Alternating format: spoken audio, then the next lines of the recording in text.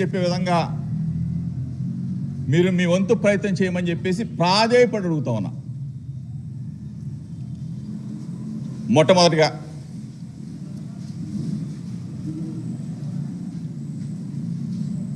SIT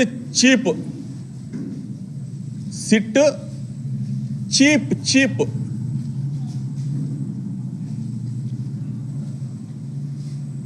Chandrababu నాయుడికి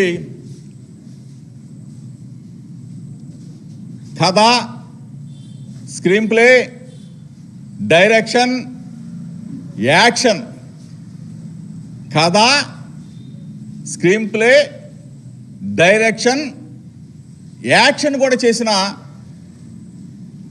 SIT cheap Nara Chandrababu నాయుడికి పాత్రికేయ మిత్రుల ద్వారా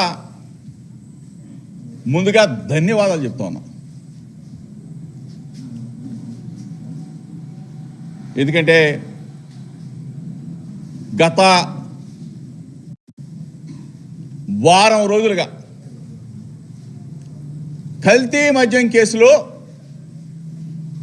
నకిలీ మద్యం కుంభకోణం కేసులో వైఎస్ఆర్ కాంగ్రెస్ పార్టీ తరఫున, మా అందరి తరఫున, నా తరఫున కూడా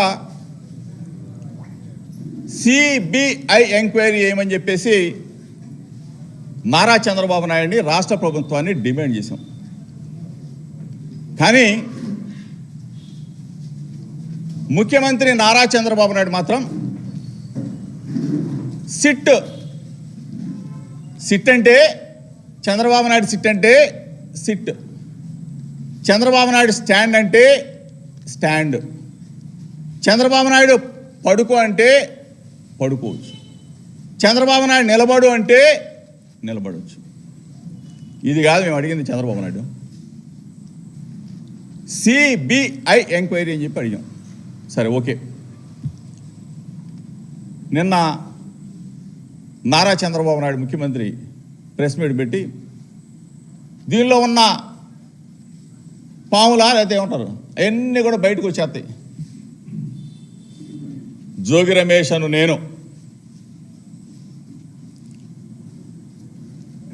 నేను నమ్ముకున్న నా కుటుంబం సాక్షిగా, నా భార్య బిడ్డల సాక్షిగా, నా వర్గాలు అభిమానించి నా బలహీన వర్గాల సాక్షిగా, నా రక్త సంబంధికులైన నా గౌడ జాతి అన్నదమ్ముల అక్క చెల్లెమ్మల సాక్షిగా, నేను అడుగులో అడుగు వేసి నడిచిన నా వంగవీటి మోహన రంగా గారి అభిమానుల సాక్షిగా, రాష్ట్ర ప్రజలకు చెప్తా ఉన్నాను, ఈ కేసులో కన్నా నేను చంద్రబాబు నాయుడు ఆరోపించినట్టుగా నేను దీనిలో ఇన్వాల్వ్ అయి ఉంటే ఏ శిక్షకైనా సిద్ధంగా ఉన్నానని చెప్పేసి మీ ద్వారా తెలియజేస్తా ఉన్నా.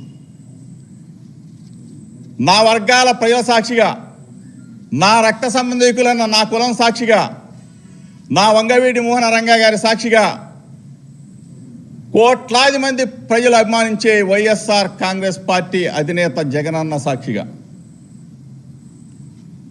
చంద్రబాబు నాయుడిని మీడియా మిత్రులతో ఒక్కటే అడుగుతా ఉన్నా. నీకు పిల్లలు ఉన్నారు, నీకు ఒక పిల్లోడు లోకేష్ను కూడా అడుగుతా ఉన్నా. నీకు ఒక పిల్లోడు ఉన్నాడు. చంద్రబాబు నాయుడు గారి అంటే చంద్రబాబు నాయుడు గారి భార్యను అడుగుతా ఉన్నా, లోకేష్ భార్యను కూడా అడుగుతా ఉన్నా. చంద్రబాబు నాయుడు, నువ్వు మీ భార్యకి చెప్పు, ఆ అమ్మకు చెప్పు. లోకేష్, మీ ఆవిడ బ్రాహ్మణికి చెప్పు. జోగి రమేష్ ఈ విధంగా చేశాడు అని చెప్పిన తర్వాత సిట్ అధికారులు నువ్వెవడో సిట్ అధికారులు వేసావు కదా, వాళ్ళని పిలిపించి డైరెక్ట్గా చంద్రబాబు నాయుడు గారి భార్య కానీ లోకేష్ కానీ వాళ్ళతో మాట్లాడమను. మాట్లాడిన తర్వాత చంద్రబాబు నాయుడు గారి భార్య కానీ లోకేష్ భార్య కానీ ఒకటే చెప్తుంది, అరే బుద్ధి తక్కువ వాళ్ళరా, 45 సంవత్సరాల పాటు మీకు రాజకీయాల్లో అనుభవం ఉందని చెప్తా ఉన్నాడు చంద్రబాబు నాయుడు. మనకి కుటుంబం ఉంది, జోగి రమేష్కి కుటుంబం ఉంది. వాళ్ళ పిల్లోడిని అన్యాయంగా ఆల్రెడీ ఒక కేసులో ఇరికించేశావు, రెండో కేసులో రాజకీయంగా చూసుకోవాలి. కానీ ఇటువంటి పనికి మాలిన కేసులు ఎట్లా పెడతావు చంద్రబాబు నాయుడు అని చెప్పేసి వాళ్ళ భార్య అడుగుదో లేదో మీడియా మిత్రులు ఒకసారి అడగమని చెప్తా ఉన్నా. లోకేష్ని బ్రాహ్మణి అడిగిదో లేదో ఒకసారి మీడియా మిత్రుల ద్వారా అడగమని చెప్తా ఉన్నా. చంద్రబాబు నాయుడు దీని మీద స్పందించాలా. నేను నా భార్య బిడ్డలతో వస్తా చంద్రబాబు నాయుడు, నువ్వు నీ దైవం వెంకటేశ్వర స్వామి సన్నిధిలో, తిరుపతి వెంకన్న సన్నిధిలో నీ కుటుంబ సభ్యులతో వచ్చి జోగి రమేష్ అక్రమ మద్యంలో నిందితుడు అని చెప్పేసి నువ్వు గాన ఒప్పుకుంటే, లోకేష్ నువ్వైనా ఒప్పుకుంటే ఏ శిక్షకైనా ఈ జోగి రమేష్ సిద్ధంగా ఉన్నాడని చెప్పేసి చెప్తా ఉన్నా, ఛాలెంజ్ చేస్తా ఉన్నా. బలహీన వర్గాలంటే మీకు అంత అలుసా? అక్రమ మద్యం ఏంటి సంబంధం? నేను వెళ్ళి అక్కడ అక్రమ మద్యాన్ని నారావారి సారా ఇది ఏరులై పారిస్తా ఉన్నాడు.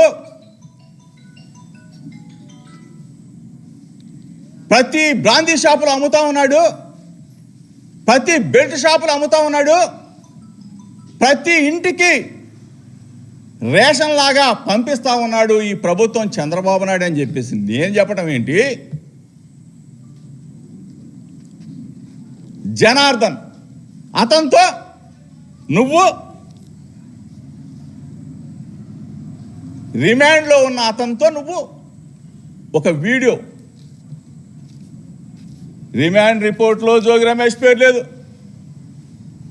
రిమాండ్ రిపోర్ట్లో జోగి రమేష్ పేరు ఎక్కడా లేదు.